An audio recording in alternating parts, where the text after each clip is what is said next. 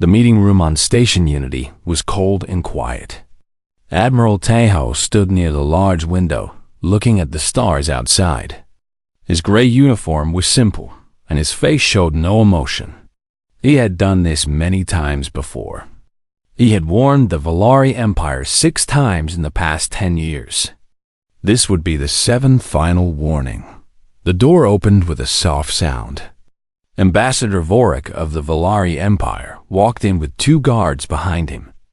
Vorik was tall, almost 8 feet, with blue-gray skin and 4 arms.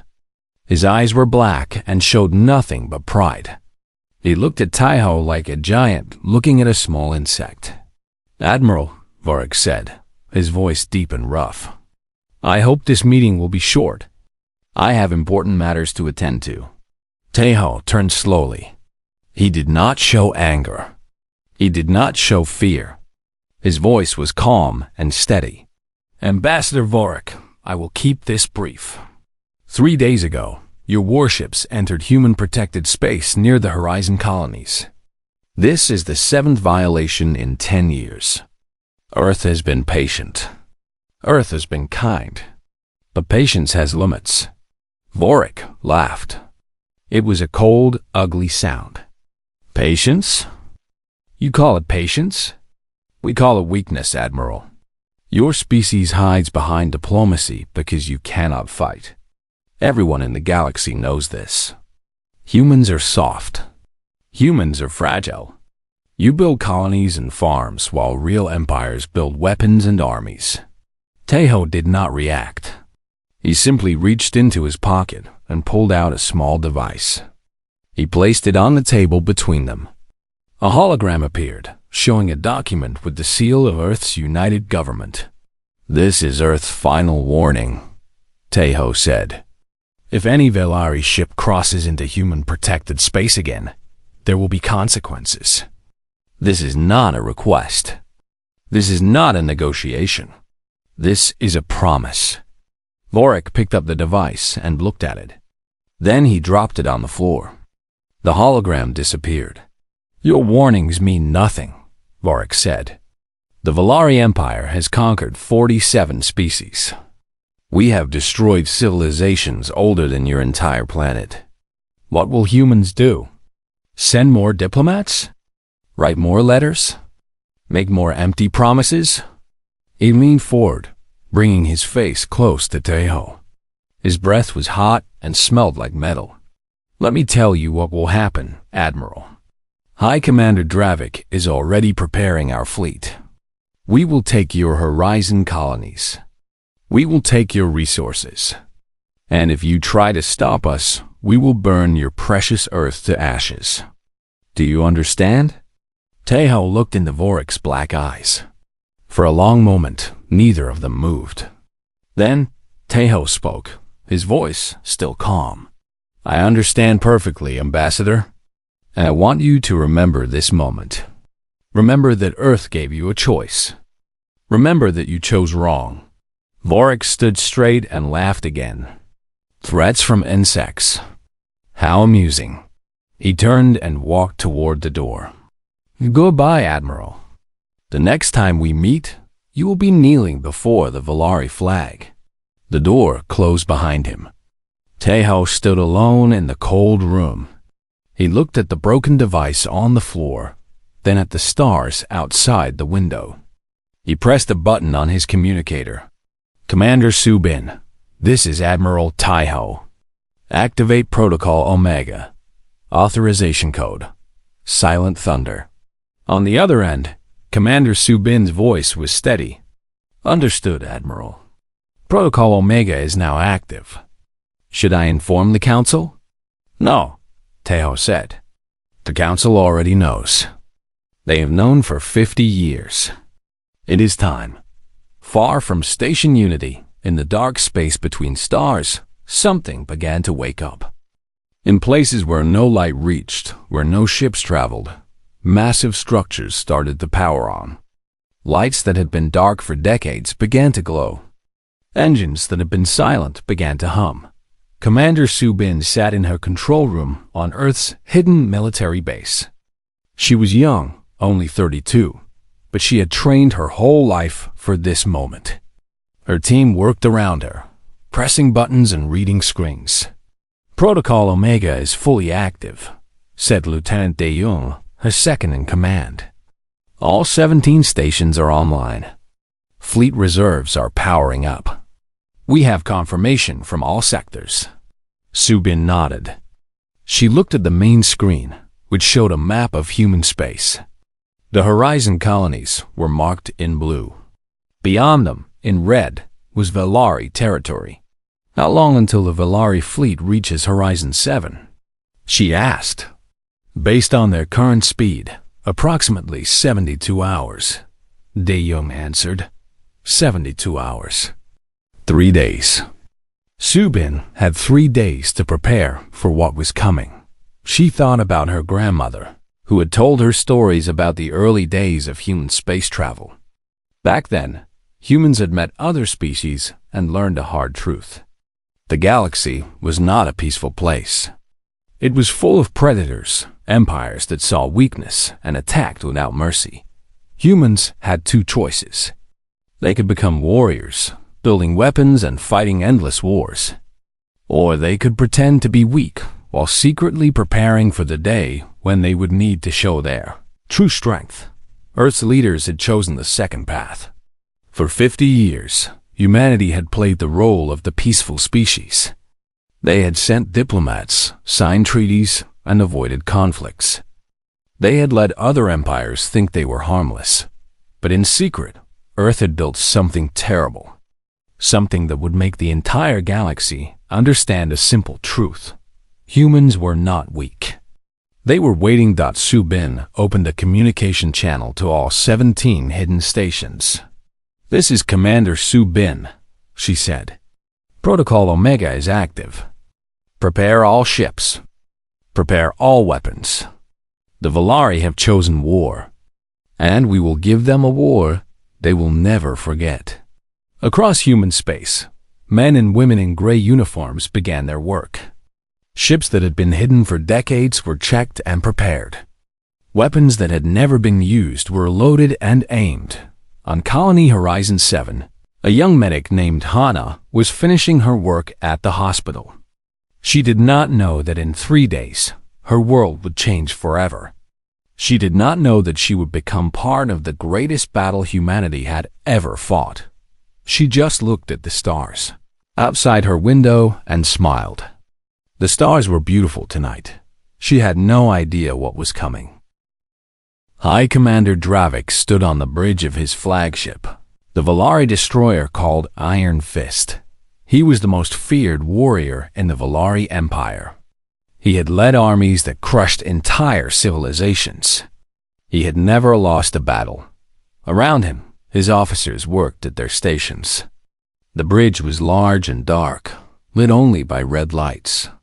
Through the main window, Dravik could see his fleet. 200 warships, each one carrying enough firepower to destroy a small moon. "High Commander," said his first officer, a young Velari named Torvik. "We will reach the human colony in 6 hours."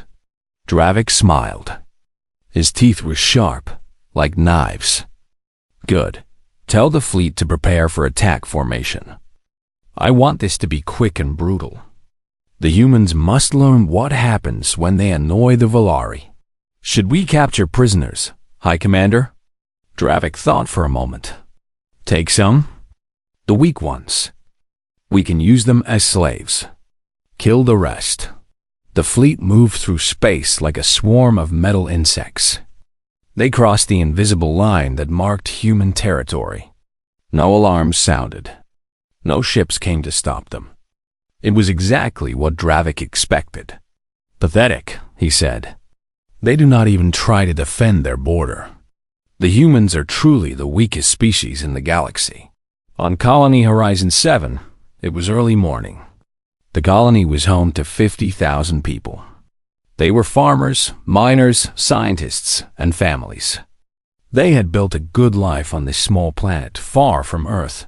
Hana was walking to work at the colony hospital. The sun was just rising, painting the sky in shades of orange and pink. She carried a cup of coffee in one hand and her medical bag in the other. Her communicator beeped. It was her friend, a nurse named Ji Young. "Hana, are you coming? We have a busy day today. 3 babies are expected to be born." Hana smiled. "I am almost there. Save me some breakfast." She did not see the shadows in the sky. She did not hear the distant sound of engines. Not until the first explosion, the blast threw her to the ground. Her coffee spilled everywhere. Her ears were ringing. She looked up and saw fire falling from the sky. Ships. Hundreds of ships. And they were shooting at the colony. People screamed and ran in every direction. Buildings collapsed. Fire spread through the streets. Hana got up and started running toward the hospital. She had to help. She had to do something. The Valari attack was fast and brutal, just as Dravik had ordered. Their ships destroyed the colony's small defense station in seconds. They bombed the power plants. They targeted the communication towers, but they did not destroy everything. They wanted slaves. After all, Hana reached the hospital. It was chaos inside. Injured people were everywhere. Doctors and nurses ran from bed to bed, trying to save as many as they could. "Hana." Ji Young grabbed her arm. Her face was covered in dust and blood. "Thank the stars you are alive. We need help. There are too many injured." Hana did not waste time with words. She grabbed her medical supplies and got to work. She treated burns. She stopped bleeding.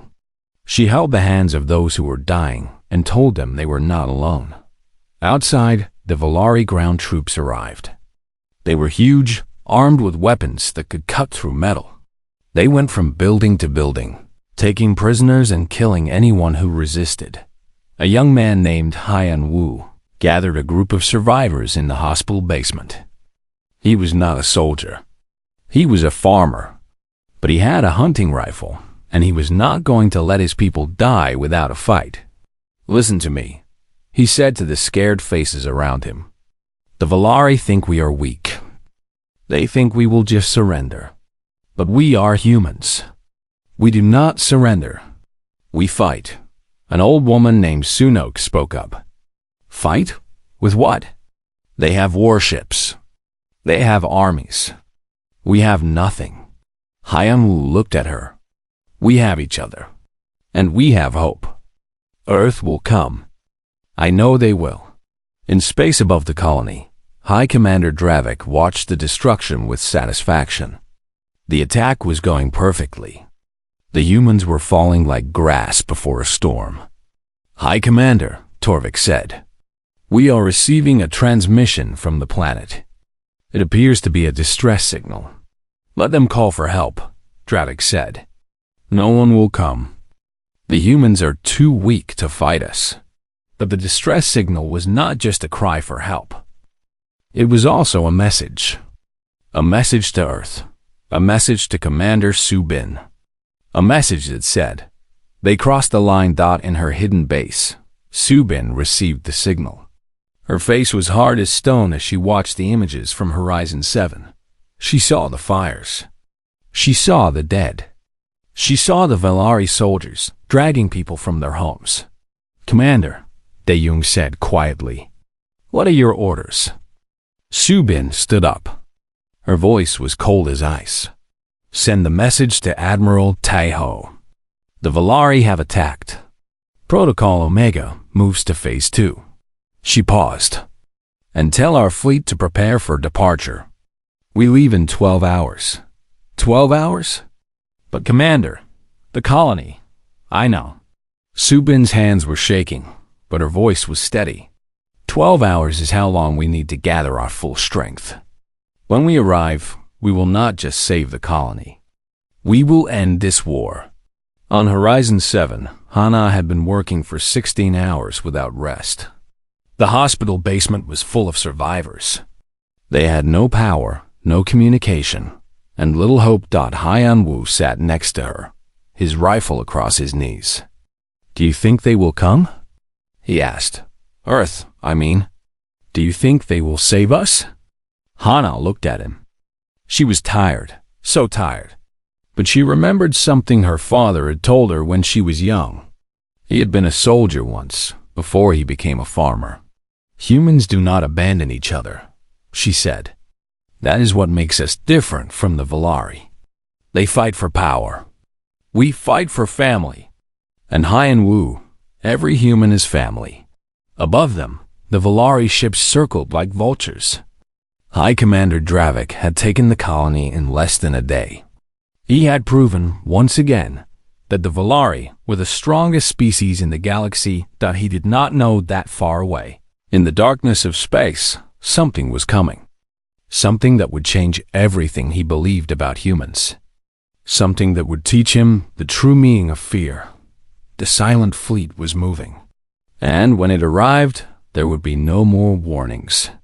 Only consequences. Hana looked at the stars through a crack in the ceiling. They will come, she whispered. I know they will come.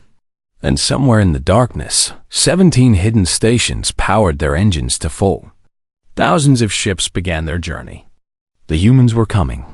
They were coming, and they were angry. Captain Jinwoo sat in the command chair of the battleship, Silent Fury. He was 45 years old, and had spent 20 of those years preparing for this moment. His ship was one of the largest in Earth's hidden fleet. It carried weapons that no one in the galaxy had ever seen. Around him, 2,000 crew members worked at their stations. The bridge was quiet except for the soft hum of engines and the beeping of computers. Everyone knew what they were about to do. Everyone was ready. Captain, said his navigator, a young woman named Yumbai. We are 10 minutes from the exit point.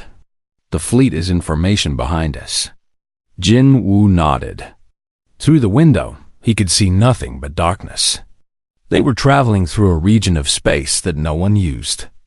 A region so dark and empty that even lights seemed to disappear. This was where humanity had hidden its true strength for 50 years. Open a channel to all ships, Jinwoo ordered. The communication officer, a man named Sungho, pressed a button. Channel open, Captain. Jinwoo stood up. His voice was calm, but carried the weight of everything they had been building toward. This is Captain Jinwoo of the Silent Fury. In 10 minutes, we will exit dark space and enter the Horizon system. For 50 years, we have trained. For 50 years, we have waited. For 50 years, the galaxy has called us weak. Today, they learned the truth. He paused, looking at his crew. The Valari have attacked our people. They have killed our families. They believe we will not fight back. They believe wrong. Today, we show the galaxy what happens when you push humanity too far. Today, the Valari learned that Earth's warning was not empty words. It was a promise. He sat back down. All ships, prepare for combat. We exit dark space in 9 minutes. High Commander Dravik was enjoying his victory. He had set up his command center in the main government building of Colony Horizon 7. Around him, Valari officers brought reports of prisoners captured, resources seized, and resistance crushed. The humans were even weaker than I expected, he said to Torvik. This colony fell in less than a day. When we report this to the Emperor, he will be pleased. Torvik nodded, but something was bothering him. High Commander, I have been monitoring the space around us. There is something strange. Strange? What do you mean? I am detecting energy signatures at the edge of the system. Very faint. They appeared a few minutes ago and are getting stronger. Dravik waved his hand. Probably asteroids. Or old satellites. The humans do not have the courage to attack us. But Torvik looked worried. High Commander, the signatures are moving. And they are big. Very big. Before Dravik could respond, the sky above the colony lit up with light. Not fire, not explosions. Something else. Something that looked like 1,000 stars suddenly appearing where there had been only darkness. Dravik ran outside. What he saw made his heart stop. Ships, human ships. But not the small, weak vessels he expected. These were massive warships, bigger than anything he had ever seen. They filled the sky like metal mountains. And they kept coming. More and more, emerging from some invisible door in space. Impossible, he whispered. This is impossible. On the silent fury, Jin Woo watched his fleet spread out across the system. 3,000 ships in total. Battleships, carriers, destroyers, and weapons platforms. The largest military force humanity had ever assembled. Captain, Yunbai said, the Valari fleet is changing formation. They are preparing to engage. Jin Woo smiled. It was not a kind smile. Let them try. Open a channel to the Valari commander. Dravik was back in his command center, screaming orders at his officers. All ships, battle formation. Target the largest human vessels. Fire everything we have. Then a new voice filled the room. A human voice, speaking in perfect Valari language. High Commander Dravik. I am Captain Jin Woo of the Earth Defense Force. You have attacked human citizens. You have killed human children. You have broken Earth's final warning. There will be no negotiation. There will be no surrender. There will only be judgment. Dravik grabbed the communication device. You think you scare me, human? I have destroyed civilizations. I will destroy your fleet and burn your Earth. Jin Woo's voice remained calm. You had 50 years to study us. 50 years to learn what we are capable of. And in 50 years, you learn nothing. Allow me to educate you. The first shot came from the silent fury. A beam of white light, brighter than any sun, cut through space and hit a Valari warship. The ship did not explode. It simply disappeared. One moment it was there. The next moment it was dust. Dravik watched in horror. That was a heavy cruiser.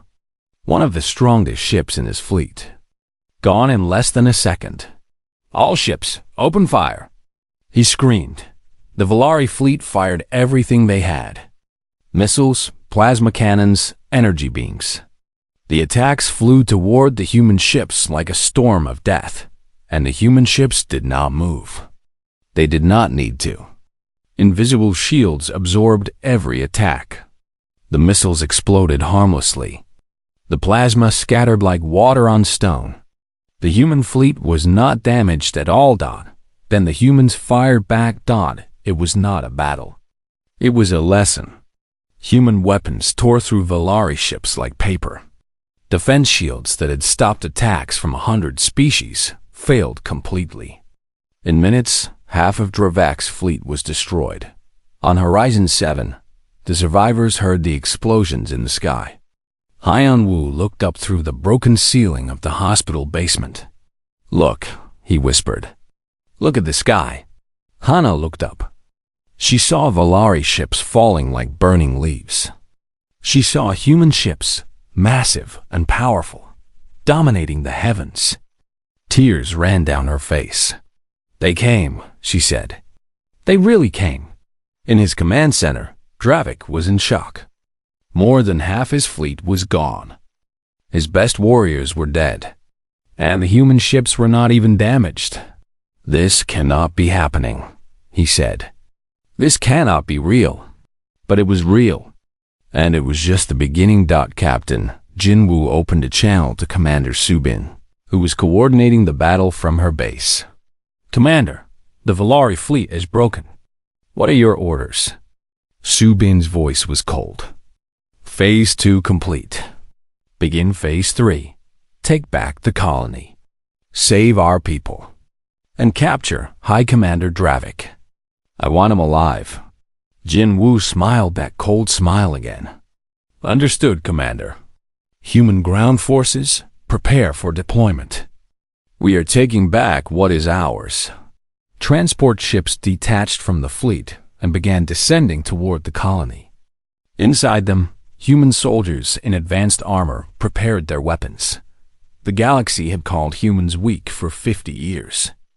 Today, they learned the truth. Humans were not weak. They had simply been waiting for a reason to show their true strength, and the Valari had given them that reason. Now, the consequences would follow. The human soldiers came from the sky like angels of death. Their armor was black, and their weapons glowed with strange blue light. They moved fast and hit hard. High Commander Dravik watched from his command center as his ground troops were pushed back street by street.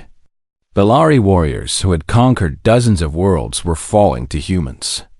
Humans, the weakest species in the galaxy. This is impossible, he kept saying. This is impossible. His first officer, Torvik, grabbed his arm. High Commander, we must retreat to the ships. We can escape and regroup. Escape? Dravik turned on him with fury in his eyes. I am High Commander Dravik. I do not escape. I do not run from insects. Sir, with respect, they are not insects. Look around you. Our army is being destroyed. Our fleet is gone. If we stay here, we die. Before Dravik could answer, the wall behind them exploded. Human soldiers poured through the hole, their weapons raised. At the front was a woman with short gray hair and cold eyes. Her armor had a commander's insignia. High Commander Dravik, she said. I am Colonel Mi-young of the Earth Defense Force. By order of Admiral Taeho, you are under arrest for crimes against humanity. Surrender now, or we will use force. Dravik drew his weapon. I will never surrender to Mi-young, moved faster than any human Dravik had ever seen. One moment she was standing still. The next moment she was behind him, her weapon pressed against his head. His own weapon was on the floor. That was not a request, she said calmly. Across the colony, the battle was ending. Human soldiers freed prisoners from Valari holding camps. Medical teams rushed to help the wounded.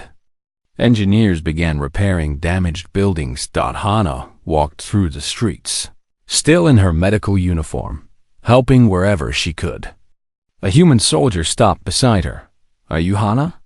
The medic who kept people alive in the hospital basement. She nodded, confused. Yes, how do you know my name? The soldier smiled. Your signal reached Earth. Commander Subin heard what you did. You saved over 300 people. The commander wants to thank you personally. Hana did not know what to say. She had just done what any medic would do. She had just refused to let her people die. I was just doing my job, she said quietly. The soldier put a hand on her shoulder. That is why we fight. For people like you. While the colony was being secured, the human fleet did not rest. Under Captain Jinwoo's command, they began Phase 3 of Protocol Omega, the complete destruction of the Valari military. In the following days, human ships appeared at every Valari military base outside the Empire's home system. They did not negotiate. They did not warn. They simply arrived and destroyed. A Valari admiral named Korvac watched in horror as human ships entered his system. He commanded the largest military station outside the homeworld. 20,000 Valari warriors. 50 warships. The strongest defenses in the Empire. All ships prepare to engage. He ordered. We will show these humans that we are not afraid. His fleet lasted 12 minutes. The human weapons were like nothing the galaxy had ever seen. Beams of light that cut through shields. Missiles that could not be stopped. Ships that moved faster than should be possible. By the time the battle ended, Korvac's station was dust. His fleet was burning wreckage, and human soldiers were already moving to the next target. Back on Earth, Admiral Taeho met with the Council of Nations. The leaders of humanity gathered in a large room, watching reports from across Valari space. The Valari military is effectively destroyed, Taeho reported. Their home system is surrounded. Their colonies are defenseless. They have no choice but to surrender. An old woman, the President of the United Nations, spoke up. "And what of the Valari people? The civilians?" "We have not harmed any civilians," Tejo said. "Our fight is with their military, not their people. We are not like them." The President nodded slowly. "Good. We must remember who we are. We fight to protect, not to conquer. When this is over, we must show the galaxy that humans can be strong and merciful." On a ship heading to the Valari homeworld, High Commander Dravik sat in a small cell. He had been stripped of his armor and weapons. For the first time in his life, he looked small. Colonel Mei-Young came to visit him. She stood outside his cell, looking at him without anger or hatred. Just cold observation. "Your empire is falling," she said. "Your military is destroyed. Your homeworld is surrounded. What do you have to say?" Dravik looked up at her. His pride was gone. His certainty was broken. He had spent his whole life believing that strength meant power, that power meant conquest, that conquest meant victory. Now he understood nothing. How? He whispered, "For 50 years, you pretended to be weak. You let us insult you. You let us threaten you. Why?" Mi-Young was quiet for a moment. Then she answered, "Because real strength is not about showing power. Real strength is about choosing when to use it. We could have built an empire like yours. We could have conquered and destroyed. But that is not who we are." She leaned closer to the bars. "We are protectors, Dravik. We protect our families. We protect our friends. We protect strangers who need help. And when someone threatens what we protect, we become something terrible. Something that empires like yours cannot understand." Dravik closed his eyes. "What will happen to my people? That depends on your people. If they surrender, they will be treated fairly. We do not want your empire. We do not want your worlds. We only want peace. Real peace. The kind that comes when everyone knows that attacking the innocent has consequences." She turned to leave. "Wait," Dravik said. His voice was broken, desperate. "Please, I beg you, have mercy. Not for me. For my people. They only followed my orders. They do not deserve to suffer for my arrogance." Mi-Young stopped. She looked back at him. "Now you understand mercy," she said. "Now you understand what it means to care about others more than yourself. Remember this feeling, Dravik. Remember it when you face judgment." She walked away, leaving him alone in the cold cell dot above the Valari homeworld. The human fleet waited. 3,000 ships forming a ring around the planet. Weapons ready, but silent. Patient Admiral Tejo stood on the bridge of his flagship. He looked at the blue-green planet below. 8 billion Valari lived there. Civilians, families, children. "Sir," his officer said, "the Valari Emperor is requesting to speak with you." Tejo nodded. "Put him through." A hologram appeared. The Valari Emperor was old, his blue-gray skin wrinkled and pale. His eyes were not proud like Dravik's. They were tired, afraid. "Admiral Tejo," the Emperor said, "I am prepared to discuss terms of surrender." Tejo looked at him without expression. "I am listening," he said. The war was over. Now came the harder part. Building a peace that would last. The surrender ceremony took place on Station Unity, in the same cold meeting room where Admiral Tejo had delivered Earth's final warning. This time, the room was full of people. Representatives from 100 species across the galaxy had come to watch. Admiral Tejo stood at the center of the room. His gray uniform was simple, just as it had been before. His face showed no triumph, no pride, only calm patience. The Valari Emperor walked in slowly, supported by 2 guards. He looked ancient, as if the war had aged him 100 years. Behind him came High Commander Dravik, his hands bound, his head bowed in shame. The emperor stopped before Taeho and lowered himself to one knee. It was the traditional Valari gesture of complete surrender, a gesture that no Valari emperor had ever made in 10,000 years of history. "Admiral Taho," the emperor said, his voice weak but clear, "the Valari Empire surrenders unconditionally to Earth and its allies. We accept whatever terms you offer. We beg for mercy." The room was silent.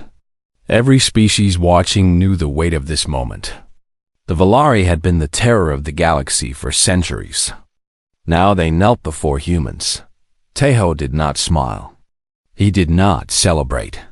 He simply reached into his pocket and pulled out a document. "These are Earth's terms," he said. "They are not negotiable, but they are fair." He began to read.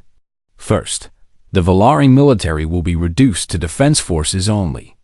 No more conquest fleets. No more invasion armies. Your weapons of mass destruction will be dismantled under human supervision." The emperor nodded weakly. "Second, all species enslaved by the Valari will be freed immediately. Their homeworlds will be returned. Compensation will be provided for their suffering." Again, the emperor nodded. "Third, the Valari will join the Galactic Peace Council. They will follow its rules. They will work with other species, not against them." Taeho paused. He looked at Dravik, who refused to meet his eyes. "Fourth, High Commander Dravik will face trial for crimes against humanity. His victims will have justice." Dravik said nothing. There was nothing to say. Finally, Taeho said, "The Valari will remember. They will teach their children what happened here. Not as a story of shame, but as a lesson. A lesson that strength without wisdom leads to destruction. A lesson that mercy is not weakness. A lesson that the galaxy can be better if we choose to make it better." He lowered the document. "Do you accept these terms?" The emperor looked up at him. For a long moment, the two leaders studied each other. Then the emperor spoke. "I accept. And I thank you." "Thank me?" Taeho raised an eyebrow. "For what?" "For showing mercy. For not destroying us. For teaching us that there is another way." The emperor's voice cracked. "We have been conquerors for 10,000 years. We have known nothing but war. Perhaps now we can learn to be something else." Taeho nodded slowly. "That is all we ever wanted. Not your destruction. Not your submission. Just peace." The ceremony ended. The treaty was signed.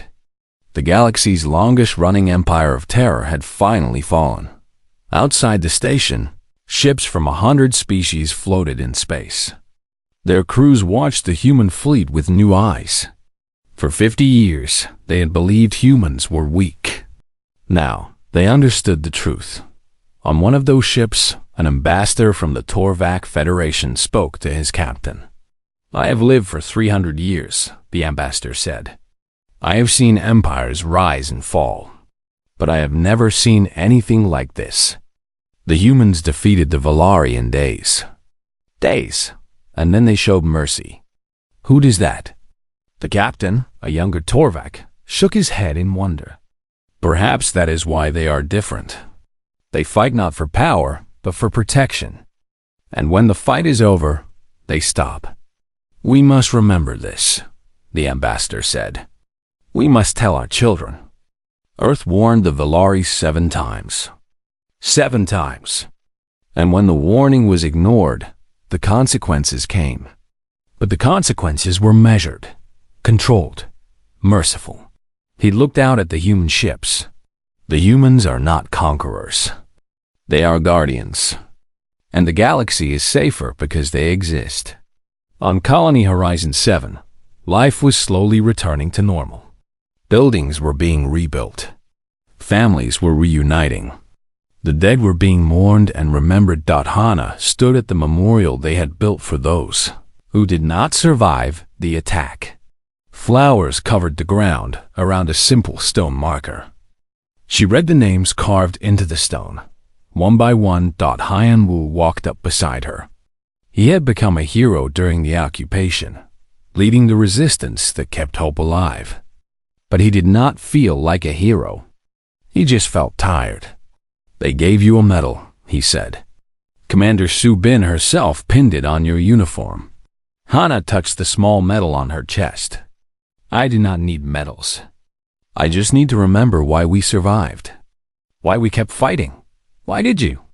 Hyan Wu asked Ha-Na thought about her patients in the hospital basement. The old woman who sang songs to keep the children calm.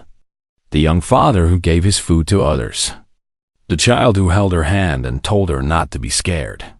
"Because we are human," she said simply. "Because that is what humans do. We protect each other. We refuse to give up. We believe in tomorrow, even when today is dark." Hyan Wu nodded. They stood together in silence, remembering those who were lost. A year later, Admiral Taeho retired from active duty. His final speech was broadcast across the galaxy. 50 years ago, Earth made a choice, he said. We chose to appear weak. We chose to avoid war. We chose to build our strength in secret, hoping we would never need to use it. Many in the galaxy laughed at us. They called us cowards. They called us pathetic. They were wrong. He paused, looking directly at the camera. Earth does not want to rule the galaxy. We do not want to conquer. We do not want to be feared. We only want peace. Real peace. The kind where every species can live without fear. The kind where children can grow up safe and happy. His voice grew stronger. But peace has a price. Peace requires strength. And strength requires the willingness to use it when necessary. The Valari learned this lesson the hard way. Let it be the last time such a lesson needs to be taught. He straightened his uniform one final time. Earth will always warn before we act. We will always offer mercy before judgment. We will always choose peace before war. But if you threaten our people, if you harm our children, if you cross the line we have drawn, then you will face the consequences. This is not a threat. This is a promise. And humanity always keeps its promises. The broadcast ended. Across the galaxy, species who had once looked down on humans now looked up to them. Not with fear, but with respect. Not with hatred, but with hope. The Valari were not destroyed. They were given a chance to change, and slowly they took it. Their children grew up learning new lessons. Lessons about cooperation. Lessons about mercy. Lessons about what true strength really meant. And at the center of it all stood Earth, a small blue planet that had once seemed so weak, so fragile, so easy to ignore. The galaxy had learned its lesson. Earth warns once. Earth warns twice. There is no third warning, only consequences. And those consequences could be terrible. But they could also be merciful. That was the human way. That was what made them different. That was what made them strong.